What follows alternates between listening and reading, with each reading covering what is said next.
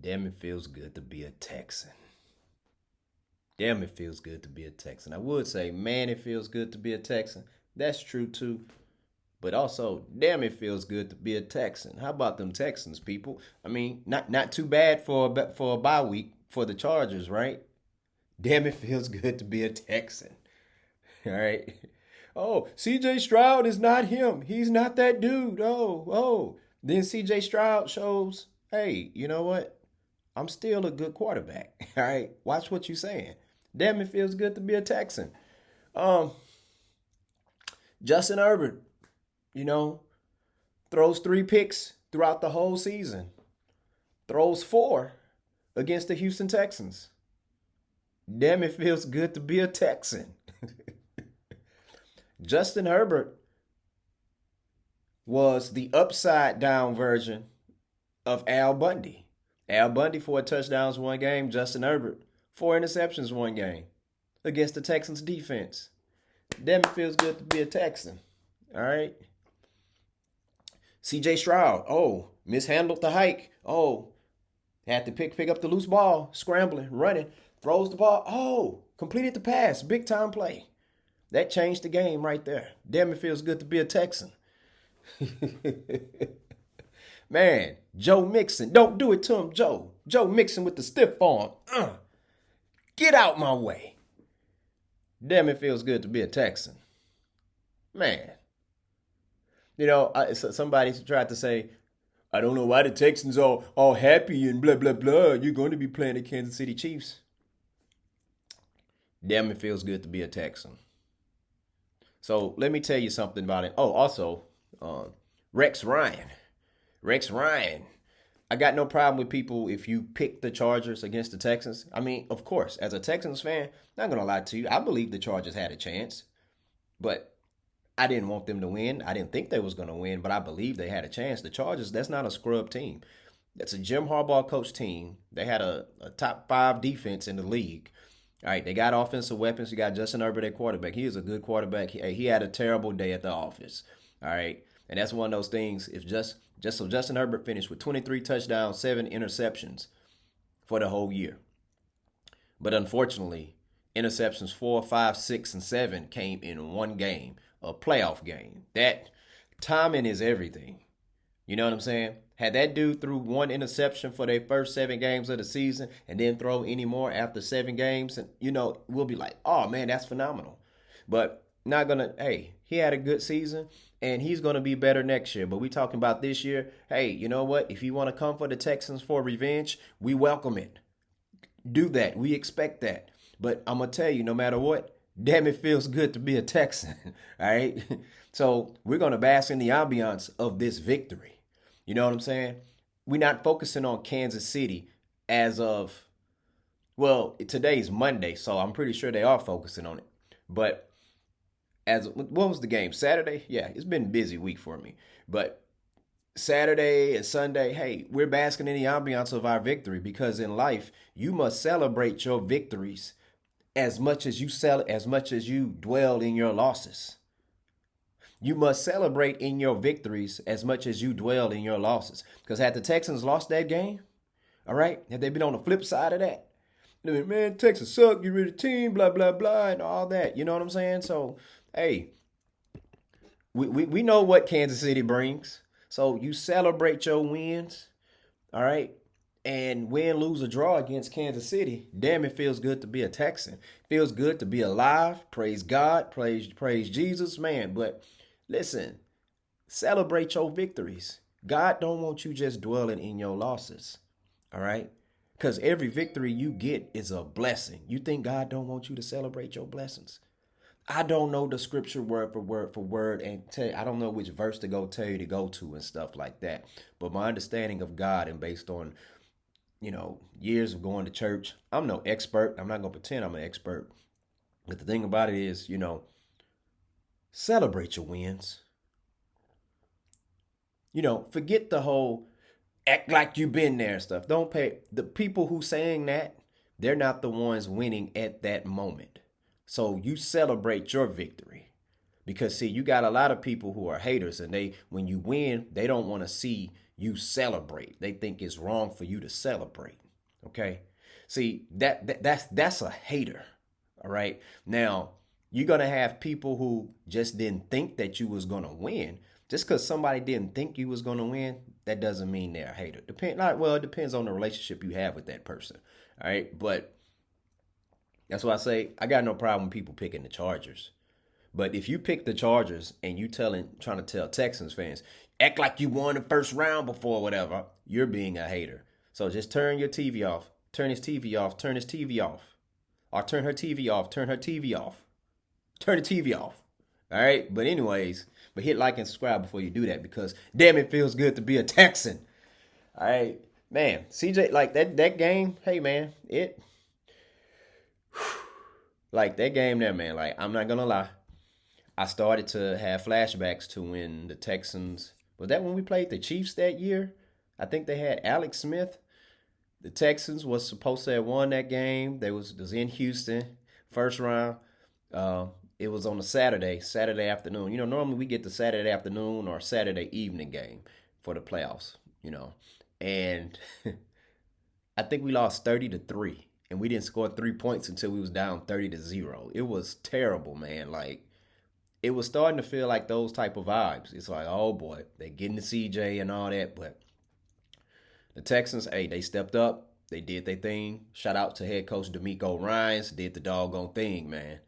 Did the doggone thing. I love DeMeco as a coach. I think I'm going to say this every time it crosses my mind. When the Texans drafted him, watching his highlights in Alabama, and then seeing what he was doing in the preseason, in the regular season, I'm like, man, this dude here, I could see him being a coach, because he's a rookie. He's out there, like, commanding the show out there with other veteran players, man. So it's like, wow, this dude here is a natural leader. It's almost like, it's just like you see Captain America just, you know, he got that aura where he's a natural leader, a leader amongst men. He's going to be a coach, you know, and you can see that. Now, did I know for sure that he was going to pursue coaching? No, but I always thought, like, hey, man, if he pursues coaching, I think he's going to be a good coach. I can see him being a good coach. You know, so it's, and I'm not saying he's the best leader in the world when he was out there on the field, but I think he was one of them. And he's showing that he's still one of them out there through his coaching. I didn't know until a couple of days ago. I was listening to Sports 610 and say DeMeco Ryans, he calls the defensive plays. And you can tell this defense, man, like I'm going to tell you something. Defenses like this normally win Super Bowls. Normally you don't have defenses like this and they don't win a Super Bowl. Like, when I see this, I think about the steel curtain defenses. I think about those Dallas Cowboy defenses in the 90s, those San Francisco 49ers defense. I mean, the Pittsburgh Steelers had a phenomenal defense too. I'm talking about like in the 90s. They did get it to Super Bowls. They got it to the Super Bowl, but when they got Ben, they still had a phenomenal defense. So, yeah, the Baltimore Ravens, Legion of Boom, New England Patriots, that New York Giants, Strahan, Lawrence Taylor, and all them, those defenses. Like, normally when you see in defenses like this, and combined with a good running game with Joe Mixon and a good quarterback and C.J. Stroud and a phenomenal receiver and Nico Collins, normally, like, this, you're at least going to make it to the Super Bowl, you know. I ain't going to say you're always going to win it, because I think about those Buffalo Bills teams. They made 4 Super Bowls in a row. Phenomenal defense, offense, and special teams and coaching made it to 4 Super Bowls. They didn't win them, but they made it to 4 Super Bowls. So if you're a Bills fan, I'm pretty sure the journey just getting back there, and to say that we lost, we going to get back there 4 years straight, that's phenomenal. Like, people think 4 years is short, but it's not. I mean, think about that. If you're 10, that means they made it to the Super Bowl between ages 10, 11, 12, 13, 14, or whatever. You know what I'm saying? And it's like, that's a team you're rooting for, and they just keep getting back there, you know. The journey, it's like, man. But also the flip side, losing all 4, it's like, damn, you probably wish you could just at least win one. Make it twice, but win one of them things, right? But damn, it feels good to be a Texan. You know what I'm saying? Damn, it feels good. But, you know, and the Chargers, that's a good opponent, man. Good opponent. Damn good opponent. So doggone good. A lot of people who outside of Houston, they picked them to win. You know? Yeah, so also shout out to Dallas Cowboy fans, man. Like, this got to be a rough ass weekend for Dallas Cowboy fans, bro. Like, Because I know a lot of Cowboys fans, and they kept talking about, y'all going to be sitting at home with us. Sitting at home with us. And we're not. So sorry, we're going to have to miss that party, man. Y'all going to have to party without us. Because we got a date with Kansas City. We going to Kansas City. Kansas City, here we come. Ooh, bop, bop. I say we going to Kansas City. Kansas City, here the Texans come. Bop, bop. All right, but yeah, but Dallas Cowboy fans, this is not a good weekend for them. Like, as much as they would hate on the Texans, I'm pretty sure they did not want the Washington Commanders to win, and the Commanders won. And not only did the Commanders win, Magic Johnson hit them with a ooh, that's 30 years ago, 95 Source Awards? Yeah, with the Suge Knight, what he said about Diddy. Anybody want to come to a record label where an artist can be an artist and the producer not all up in the videos? Come to Death Row. Everybody knew that was a diss at Puff. Suge Knight dissing Puff. Magic Johnson, and I think that's the owner of the Commanders or the general manager, he pretty much said, hey, it's not about us. We're not the faces. Those players are the faces. We let our coaches, our staff, and all of them, Dan Quinn, shout out to Dan Quinn, former Seahawk coach, we let them do their doggone thing. We let them do their thing. We not all trying to get the publicity. You know what? This is what, like, this is what Magic Johnson said right here. That's what he said. That's what he said. I'm doing this right here because eventually I'm going to turn this into a short. I don't have time to edit in this video, but look out for the short that I'm going to do on this. But yeah, that's a diss. I think that hurt Cowboy fans more than anything. More than Texas. And I'm going to be honest with you, man. Listen. In the great state of Texas, let me tell you something, man. Like, seriously. Like, we so big, man, we could be our own country. We are.